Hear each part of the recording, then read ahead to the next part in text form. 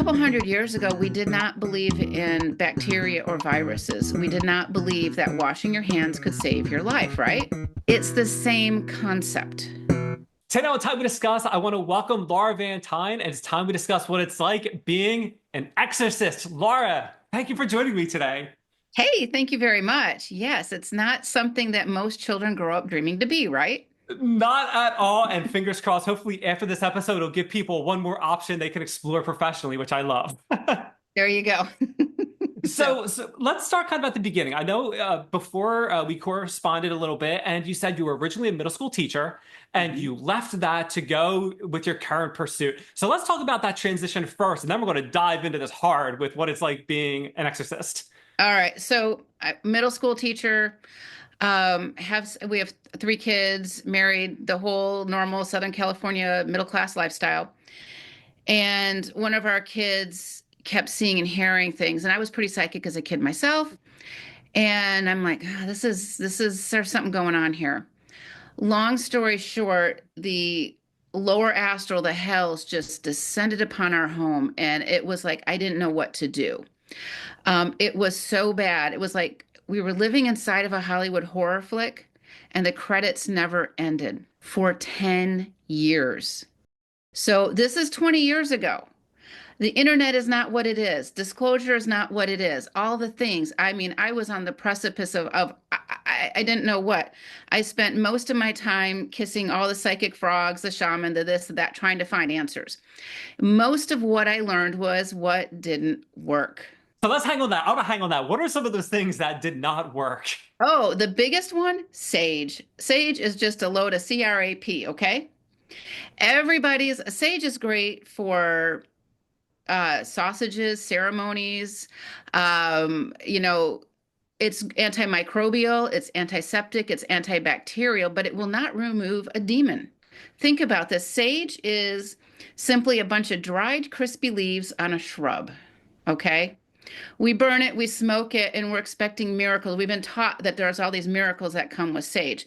It is really good for Native American ceremonies and things like that. That's totally different, but we've given it so much false power. It's dangerous. So sage does not work. Think about this. When the Christ child was born, the three magi, the three magician, the three wise men gave him what? Gold, Frankincense. frankincense, and myrrh. Bingo, right? Okay, why did they? Gold makes sense, right? It has a monetary value, but it's also high frequency. So why did the three wise men give the Christ child tree sap, right? It's high frequency. They did not give him sage for a reason. The resins of a tree, it's the sap of the tree, the life blood force of the tree. And when the tree is an ancient high frequency tree, it has more spiritual horsepower to it. We're looking for spiritual horsepower. So I would say sage is the biggest misnomer. If you are trying to clear your home, try frankincense resins for starters, frankincense oil for starters. Throw the sage away. And I'm going to make enemies out of this, but I think by the time I'm done with it, people are like, oh, that kind of makes sense. So, but those people hanging on hard to their bundles of sage, it doesn't have that horsepower. So going back to your story, okay, your child was experiencing some psychic phenomenon. Things were going crazy in your house. What happened next? We all have these defining moments in life, right? We know exactly where we were for 9/11. We know exactly where we were for whatever these events. My defining moment was it's about, I'm thinking 2 or 3 in the morning. I can't fully remember. And my little girl comes racing down the hallway, just like you can hear little footsteps going down the wood plank hallway. She leaps into bed, and I'm holding her like this. For all you moms and dads and aunts and uncles and grandmas and grandpas, you know what that's like. And their heartbeat is beating so fast, you can feel it through your body, right? And she whispers really loudly in my ear, and she goes, "Mommy, mommy, the shadow men are in my room, and they said they're going to steal my soul to break you." She was 6 years old. So I'm curious, at this point in time, did she have a concept of what a soul was? Was that already been? No. Okay. No, 6 year olds don't, it's not, they want to go play in the sandbox, they want to go swimming, they want to go do the things. Um, but we had all these different negative, nefarious presences roaming around our home all the time. I didn't know why at the time, but we'll go into that because I fast forward, hindsight's great. Um, so I'm holding her and I'm terrified, right? And it was that moment in time that I realized two things about fear. Fear in small doses keeps us safe. Oh, don't turn left, or oh, wait for the light. Fear in large doses can be paralyzing. Okay. It stops us from moving forward. And it was all I could do to summon up to reduce that paralyzing fear and not give it to my daughter because everything is energy, right? Energy doesn't have boundaries. I can take this cup of hot tea and the energy of the hot tea is coming through the cup, right? We can feel this is just energy. So how do I keep my fears from latching on to my daughter? Okay. That was the biggest thing. And that was my defining moment. And I'm not kidding you. When I say I didn't sleep for 5 or 6 years, I did not sleep. I was afraid that if I fell asleep, something bad would happen to her or anyone else in my family. I slept with one eye open. I justified the fact that if I got 2 consecutive hours of sleep in a day, that was enough. It was a life of torture. And shortly after that, I stopped teaching because I had to figure this out. How do I save my family's soul? Okay, so you're done teaching. Yeah. What do you do next? How do you resolve this? Because I mean, like that, it's at this point you said your daughter was 6 at the time. It went on for a number of years. Well, actually, but before that, what do you what do you say to your child? Because internally you're like, I don't know what I'm going to do, but you try to keep them calm as well. Like, how do you have that conversation? What's that like having the confliction of what's being said versus what you're thinking? First of all, I couldn't lie to her. I could never say it's going to be all right because I didn't know if it was going to be all right. Okay. And she saw me working, and I said, look, and literally, and I'm a public school teacher. And so there's this thing called Child Protective Services, right? So I really have to make sure my family's safe in the lower astrals and also in the 3D world, because as a teacher, I know when there's something like this going on, our medical profession wants to give us psychotropic drugs, and I'm not playing doctor here, okay? But this problem was not going to solve that. Or excuse me, those drugs would not solve this problem, okay? And so, and I included her and my family and like what I'm studying, what I'm learning, I'm trying to figure it out. I'm reading every book I can possibly think of, the Tibetan Book of Living and Dying, Urantia, everything in between to figure these things out. I would call other psychics. And most of the times the psychics would say, whoa, this problem's bigger than what I know. I can't help you. I mean, 9 times out of 10, I can't help you. And I finally found somebody who could be of help. And it was a game changer for me. And then the problem outgrew that person also. I mean, it was like a flippin' nightmare. I remember we went to an art showing in Encinitas, California. It was a Middle Eastern art show, Middle Eastern artist. I think it was Iranian. This is like 20 years ago. And we come home and we've got this 4 foot by 5 foot acrylic painting. Acrylic is a fancy word for plastic, right? An acrylic painting, and it's beautiful. And we open the door and we watch this finger poke mark from the inside out go about 5 inches. And we're like all standing in front door, whoa, what? And the finger poke mark never retreated.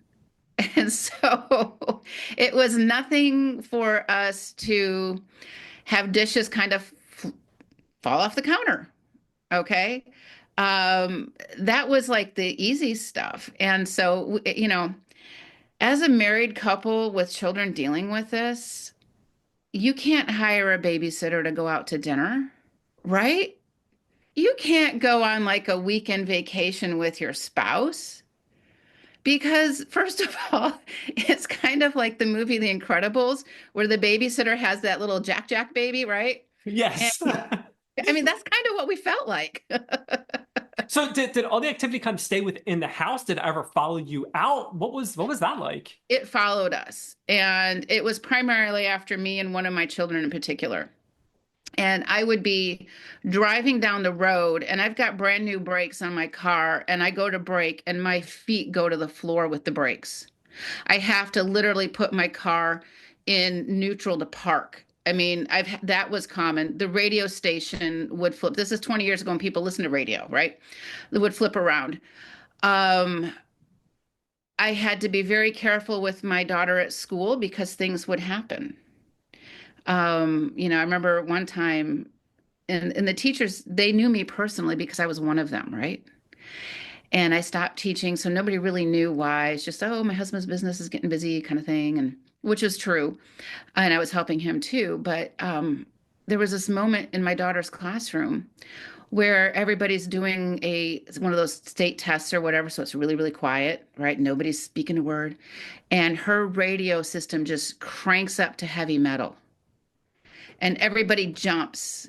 And my daughter says, "Yeah, that was it. His name was he called himself Steve-O. Hey, my name is Steve-O, and I like to partay." This was a ghost, okay? And this ghost was just a pain in the ass. I didn't know what to do with ghosts then either. So it would follow us around. Absolutely.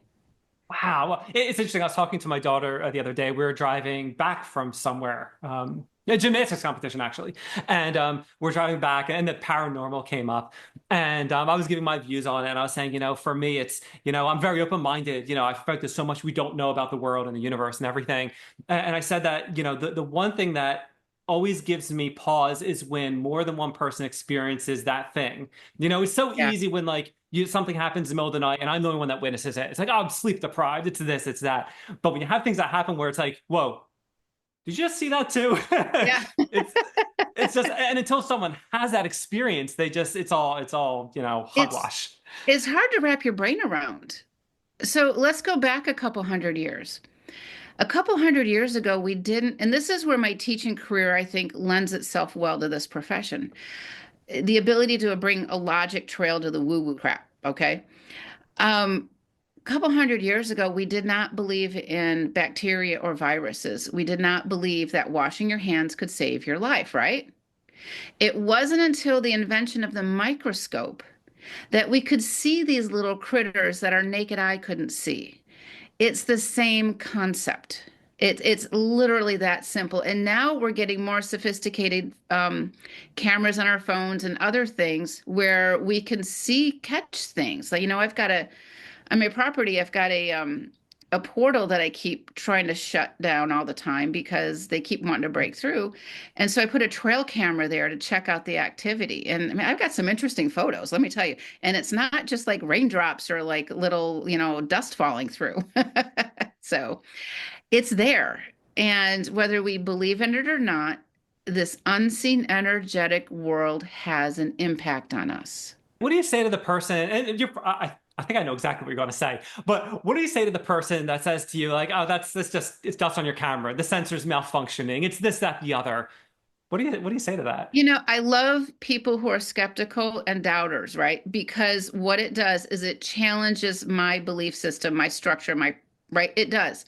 I'm never going to get angry with somebody about, well, blah, blah, blah. It's like, it may be. I don't know.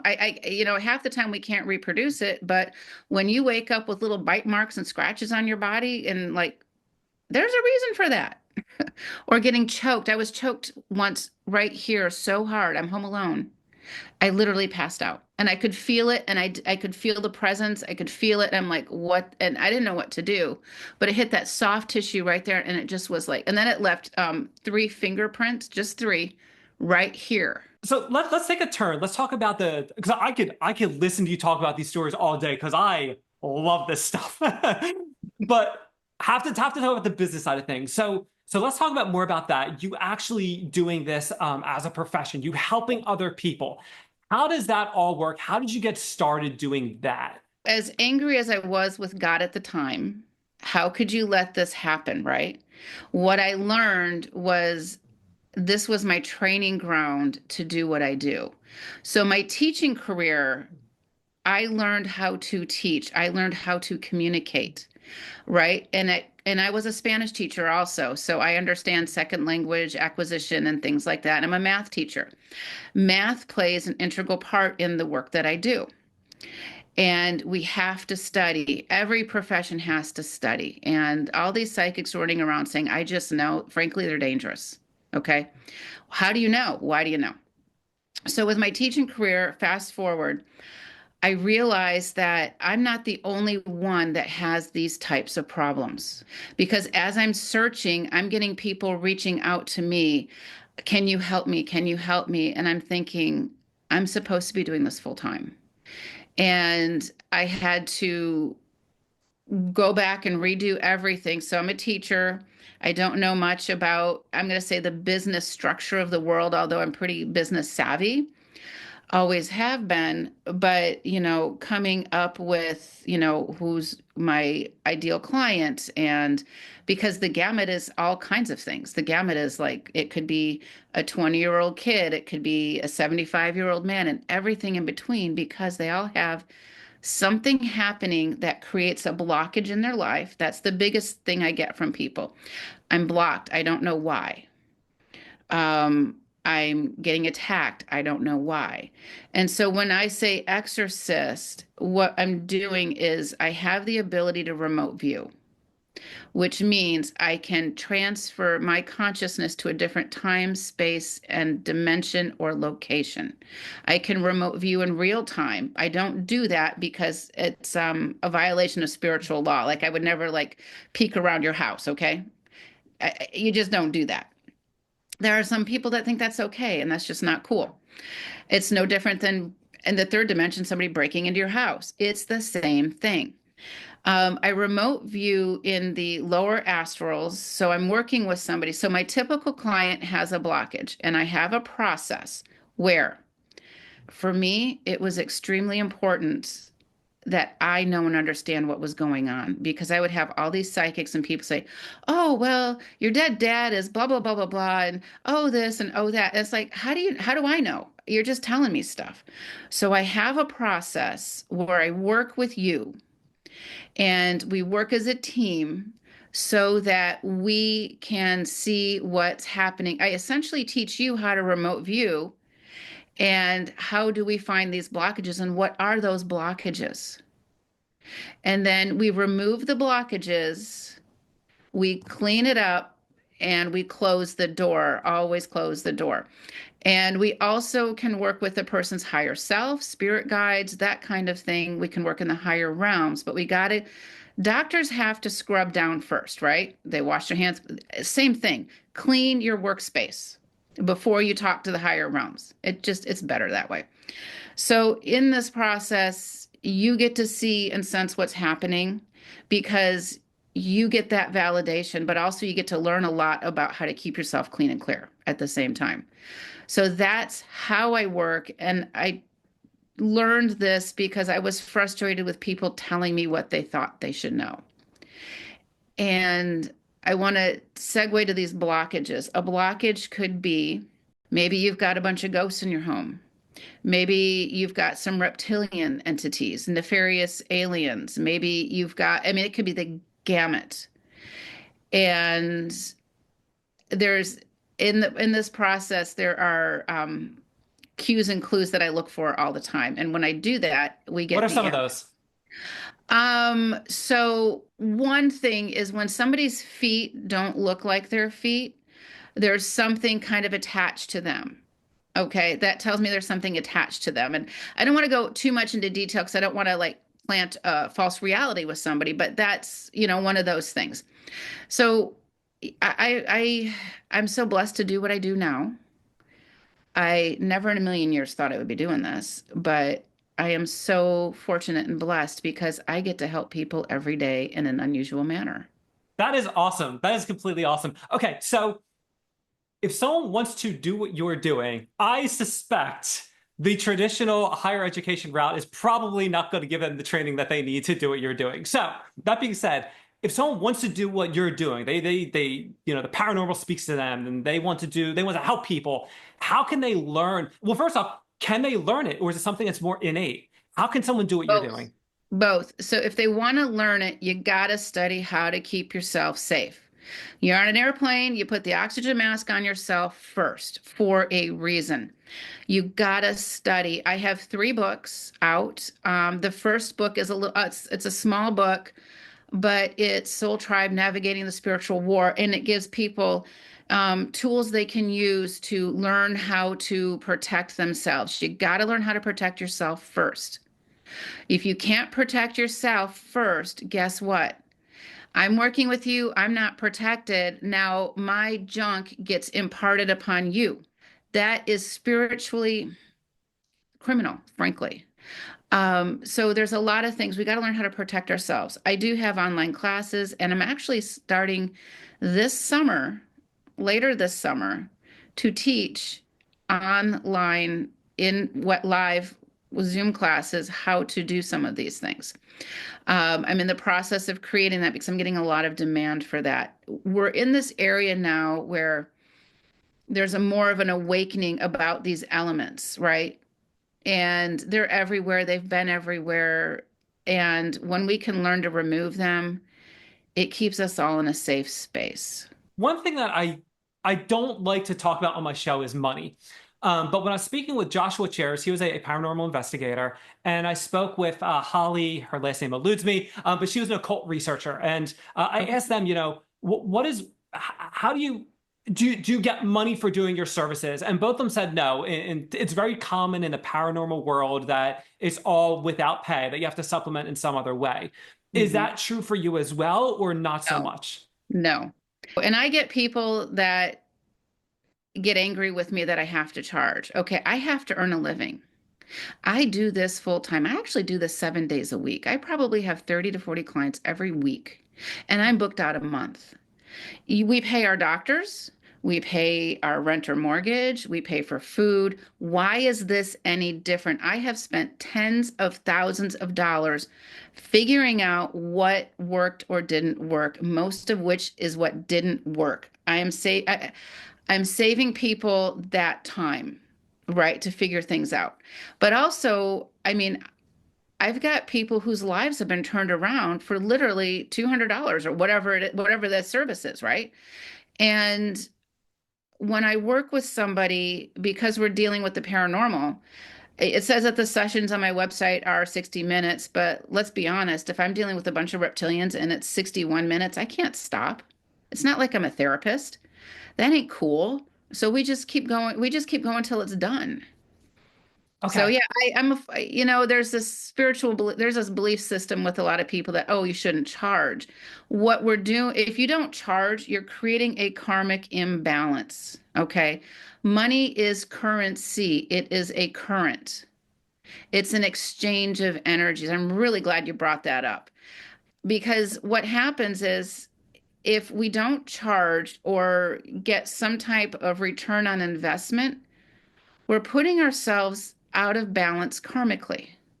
It's as simple as that. I'm glad one that you answered that. I'm also glad you answered it in the way that you did because I think it's really cool when you get these very obscure jobs and you think, I can't make a living doing that. It's got to be a side hustle. I got to do it, and outside of my regular 40 hours a week or whatever. So it's Mhm. neat to hear that there is this more obscure job out there, and you can in fact make a living doing it. And to hear that you see, I forget how many clients you said, in a given day, week, whatever it was, but that you're booked out a month. That's Yeah. really, I hate to say it for those people, but that's really cool to hear that you can in fact do this as a living. Really, And really neat. what I hear a lot from people, and this is what I always hope that I can be, is of truth and integrity, of working for the higher source, of working for God, whatever you want to call it.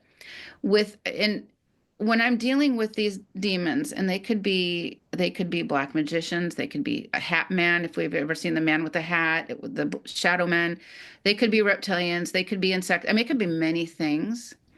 I have to make sure that I am clean and clear and I don't have cracks in my foundation to better serve. There have been times where I have to cancel some clients, not often, because I feel like I'm contaminated. I would be remiss if I were to say, let's just do it. right? If I'm contaminated, it's no different than getting on an airplane and sitting next to somebody that's coughing their lungs out. It's like, yuck, right? Same thing. These things are parasites. They're no more than parasites. We give them too much power because we can't see or sense them as we do the 3D world. Briefly, what are some things that people can do to keep themselves safe from any like wandering, I'll call them hitchhikers for lack of better words? Okay, in that book I mentioned, Soul Tribe Navigating the Spiritual War, there's two prayers. One to cross over ghosts, one to cross over dark entities. They're very helpful. Sometimes people need more than that. Learn to call upon your angels. Angels have been gifted to humanity to help us. They cannot help us if we don't ask.